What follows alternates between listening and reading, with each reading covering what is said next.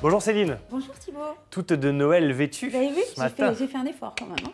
Ça c'est magnifique. Et Julie Flandre est passée par là aussi au maquillage. Okay. Et voilà, merci. D'ailleurs, on lui fait un gros bisou. Merci d'être là ce matin, Céline, parce que vous avez dit que ce serait bien à l'approche de Noël pour cette dernière émission de dire attention, Noël c'est cool, c'est la fête, mais il y a aussi des dangers. Il y a des dangers. Alimentaires notamment, pour commencer. Alors, on commence donc par l'alimentaire. Donc effectivement, Noël, on va plus consommer, il va y avoir tous les repas de famille et c'est vrai qu'il faut faire attention donc à tout ce qui est les modes de conservation de tous ces fruits de mer qu'il peut y avoir, puisqu'en fait, il va y avoir pas mal d'intoxications alimentaires liées à la mauvaise conservation et puis aussi beaucoup d'indigestion parce qu'on mange quand même beaucoup plus. On consomme aussi un peu plus d'alcool et d'ailleurs, il faut bien rappeler que quand on boit, on ne conduit pas. Exactement, et qu'on a tendance à manger un peu plus gras quand même, faut être honnête, à l'approche de ces fêtes. Alors même si le gras c'est la vie, il faut quand même y aller mollo. Il faut y aller mollo, tout à fait.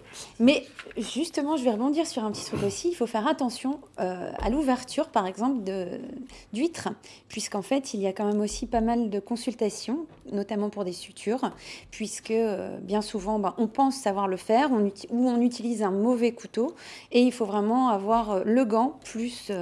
le couteau. Et puis l'huître aussi, tant qu'on y est, non? Oui, l'huître. Ou alors faire comme moi, c'est-à-dire demander à ce que tout soit ouvert. C'est pas mal, c'est pas mal. On parle de l'angoisse aussi à l'approche de la préparation. C'est vrai qu'il y a de plus en plus, je trouve, de gens ultra stressés à l'idée de courir vers les cadeaux et à l'idée de préparer le repas. Faut se détendre. Faut se détendre et de toute façon, ça va bien se passer. Il n'y a pas de raison. C'est comme chaque année. C'est pas un examen. C'est pas un examen, mais on veut toujours faire bien, faire mieux que les dernières fois, faire mieux que les autres. Et puis pour les choix de cadeaux, ça se passe toujours bien. Il faut arrêter la pression là-dessus, quoi. On prend pas d'anxiolytiques et de médicaments, on est d'accord. Tout ça, on dédramatise, on se change les idées, on pense quand même à s'oxygéner, à faire des trucs. Il y a pas. Puis voilà, ça va passer. La semaine prochaine, ce sera passé. À l'inverse, il y a ceux aussi qui sont seuls. On pense fort à eux parce que c'est pas forcément évident. Comment est-ce qu'on se prépare aussi à ça, on va dire psychologiquement parlant? Psychologiquement, si vous connaissez des gens seuls, n'hésitez pas à les inviter. Voilà ce que je vous conseille. Non, sinon, c'est vrai que c'est quand même une période délicate puisque ça renvoie, tout le monde est en famille, tout le monde est heureux et tout ça.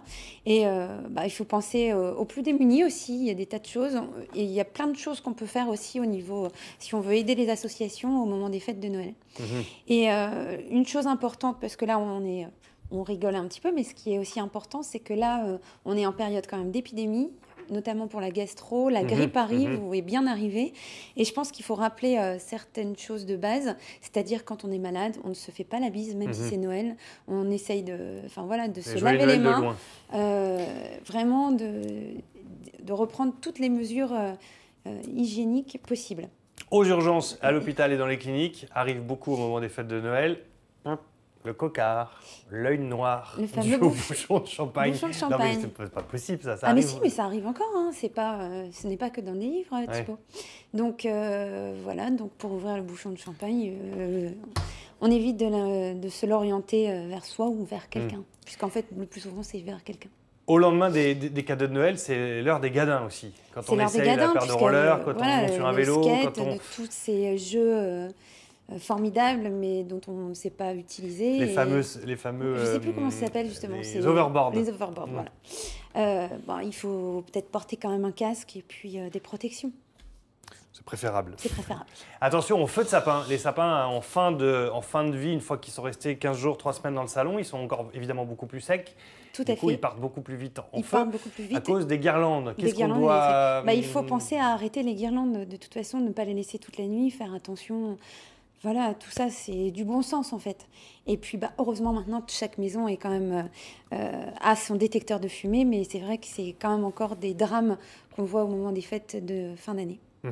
La fausse route avec les enfants, ils mangent de tout, ils grignotent, ils vont taper les cacahuètes. Voilà, les fameuses cacahuètes, les petits bouts là qui sont juste au niveau de la table basse, et puis on est nombreux, on ne fait pas attention, et puis la fausse route, donc il faut éviter tout ça. D'accord. Et puis on termine avec le bon conseil, c'est qu'après un repas, un bon gros repas, on sort. On sort, on s'oxygène, et ça favorise la digestion, donc c'est très bien. Mais le soir, bon, comment le soir de Noël, c'est moins On danse. On danse, oui, c'est ça. Très bien.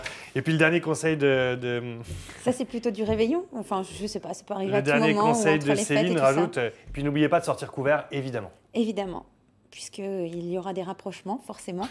Et voilà, on évite les maladies, on évite les bébés, enfin, c'est quand on n'en a pas envie, et voilà. Il y aura des rapprochements, c'est très bon. Merci Céline. Merci Thibaut. Merci beaucoup pour cette chronique. Allons voir Anne-Sophie qui a sûrement quelques questions, quelques réactions suite à cette chronique. Anne-Sophie.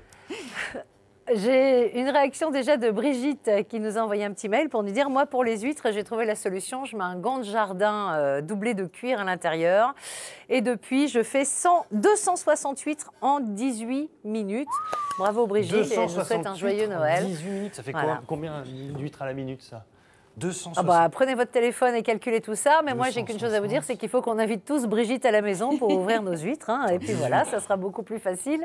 N'est-ce pas, Céline? Ça sera bien si Brigitte vient nous rendre visite. Ça fait 14 huîtres à la minute. 14 huîtres à la minute. Bah ouais. Thibaut. Une huître tous les 3 secondes. Qui dit mieux?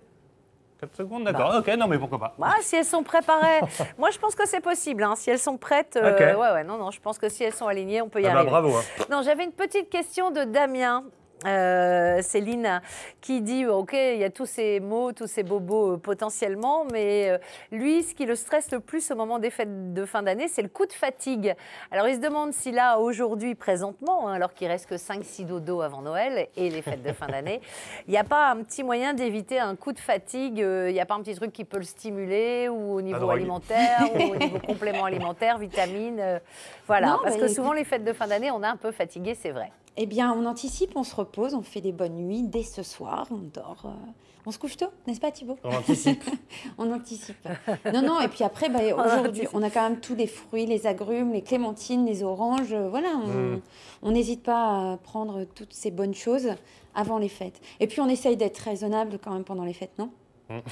C'est facile de dire ça. C'est pas crédible, Céline. Merci beaucoup.